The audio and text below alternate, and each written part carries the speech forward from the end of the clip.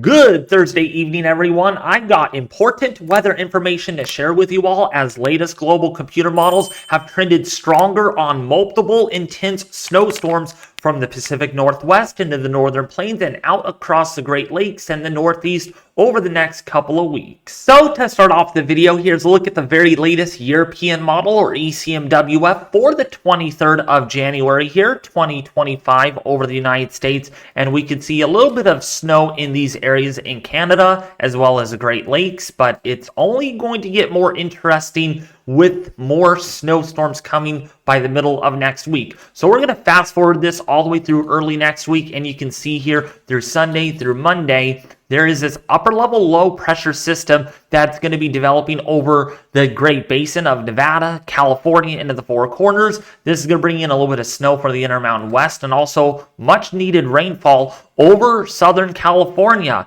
You haven't had any rain at all so far this season. And so it's going to be very, very beneficial and helpful for you all to get at least a quarter of an inch to a half an inch. But at the same time, we have this next snowstorm coming in across the extreme northeast, Quebec and Ontario, looking at some decent snowfall. And then that goes by with maybe another impulse of snow moving over New York by the middle of next week. So by Wednesday and Thursday, we're looking at more snow for those areas. But then what really catches people's attention is going to be for the high plains, especially for Oklahoma and Texas. We got snowfall over Colorado and northern Mexico. This system could be the next big snow producer, potentially, all right? Models are handling this a little different, so stay tuned for more updates on this. But right now on the latest European model, we are looking at a pretty organized system, maybe some big time severe weather for the deep south here, Dixie Alley for portions of eastern Texas, and then all the way across the north, there's a risk here for some freezing rain, and this would be Friday next week. Not this Friday, but the last day of January, the 31st. We'll be looking at a very substantial winter storm here, possibly a very intense one with heavy snowfall over Nebraska and portions of Kansas. Yep, that mid-plains storm system.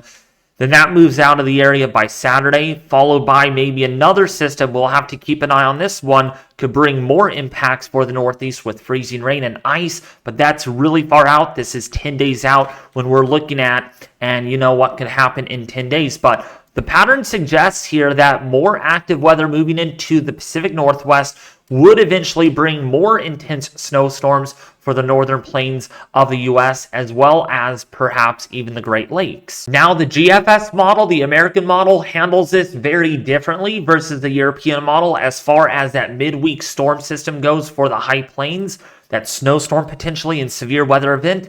So let's fast forward this all the way through the weekend. And again, there is that cutoff low over Southern California, over Nevada, bringing more mountain snowfall, more beneficial rainfall, actually your first rainfall of the season for Southern California. And that could be a doozy for those areas. Could see, again, half an inch or more in some locations. Then there's that storm that we just talked about over Canada, over into the Northeast. That's pretty well modeled at this point. But again, it's our future right back west here that's going to be moving into the plains. Where and how this plays out will be very interesting. The GFS model has this much more further south and less organized than what the European model shows. And you can see it right here.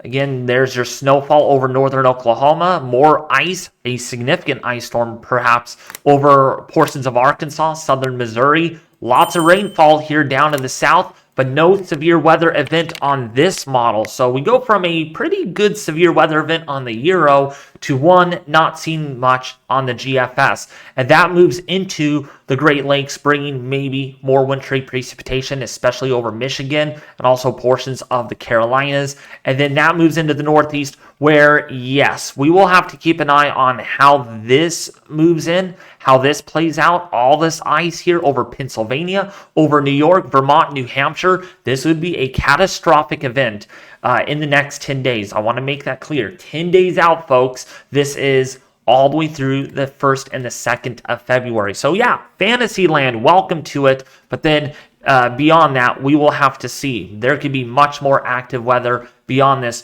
perhaps through the 1st, 4 days of February where we could have a big, major, significant blizzard or winter storm. Last on our list is the Canadian model. It is the most aggressive model. Who would ever say that, right? It's been aggressive all along. But unfortunately, it got our winter storm for the Deep South pretty stinking accurate, I would say, right? Everyone would agree with me on that. And so it is going very aggressive on this winter storm for the middle of next week. So we're going to play this through again, just like we did with our last couple of models. There's that snowstorm and winter storm for Southern California. Much needed precipitation there. That moves into the plains by the time we go into Wednesday. This is a much slower output than what the GFS and the European model shows. In fact, the GFS model had the system moving into the southern plains by Thursday. So it is actually a little faster than the European model, whereas the European model had it pretty much on Wednesday. The GFS model has it actually, it's a little slower on Thursday, moving into the plains. And the Canadian model is even slower. And so if it's slower, this could be a big problem, because look what happens here on the Canadian model. Big time ice storm for Dallas, Fort Worth, Texas, for Oklahoma, for Arkansas. This would be a catastrophic historical event by all means. All right. Now, what I just said is I caused some panic. I know, I'm sorry, but I'm telling you right now, we are going to have to watch the Canadian. It's been very aggressive, and it's also been quite accurate amongst our other models. So this is on the table potentially for the 1st of February, actually the last day of January into early February, and then that moves into the plains where it can bring more snowfall for areas like Illinois and Iowa. Now, of course, if the Canadian comes to fruition on this forecast, big time ice storm for the Carolinas as well as Ohio and Maryland. So this would be a catastrophic situation if this model actually ends up being correct. Now, looking at those snowfall totals over the next 10 days, again, we're not really discerning any particular system at this point. So that's why we're looking at the next 10 days here. And I'll tell you what, it is going to remain pretty snowy across Canada, portions of that region, as well as the Great Lakes and the Northeast, where you could see an additional 1 to 2 feet of snowfall over the course of 10 days. And then, of course, for portions of the high plains like Nebraska as well as Kansas, you could be in a rude awakening for another 6 to 12 inches of snowfall, especially further southwest you go, where you might get a foot to a couple of feet. And of course, for the Intermountain West, where there's significant amounts of snowfall for the higher elevations, like the Cascades here of Oregon and Washington, you get several feet of snowfall versus the valleys might only get a couple of inches of snow. Now, I do want to be very clear in this video, folks, about the ice totals that you see on your screen here. You'll see this on social media. You'll see people tweeting about this also on Facebook.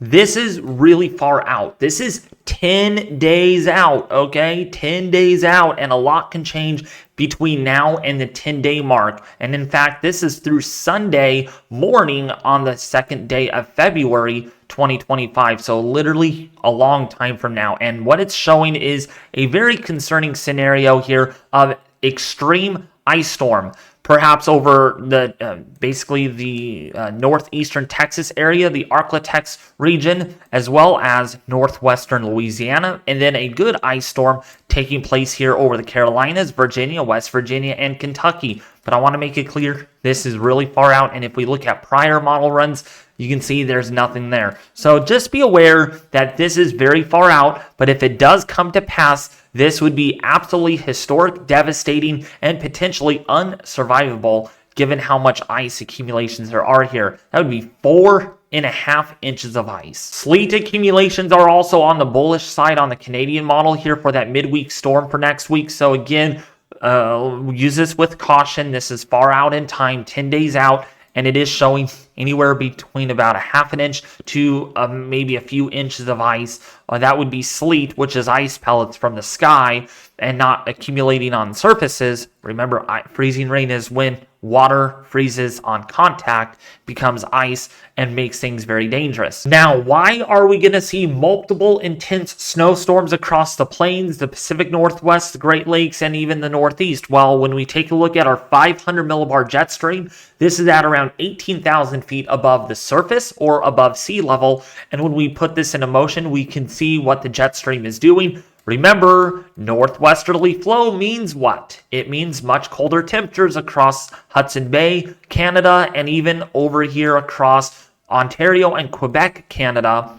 Versus, well, when we get a cutoff flow like this, the colder air is split off from the jet stream and it's more isolated. But when these cutoff flows reemerge with the jet stream, things could get very nasty. And we see that happening right about in here. You can see the upper level low right over the high plains, the jet stream on the back side of it trying to reconnect with the overall flow. And what you end up with is a potential big storm system that could develop here in the Midwest by the middle to the end of next weekend. If this actually happens, this would be a big deal because it would bring severe weather back to the region, as well as a risk for heavy snow and maybe an ice storm along the warm front, and then of course some strong winds along to go with that. So yeah, that's what the jet stream looks like. And then beyond that, we will have to wait and see because there is more disturbances rippling through this flow.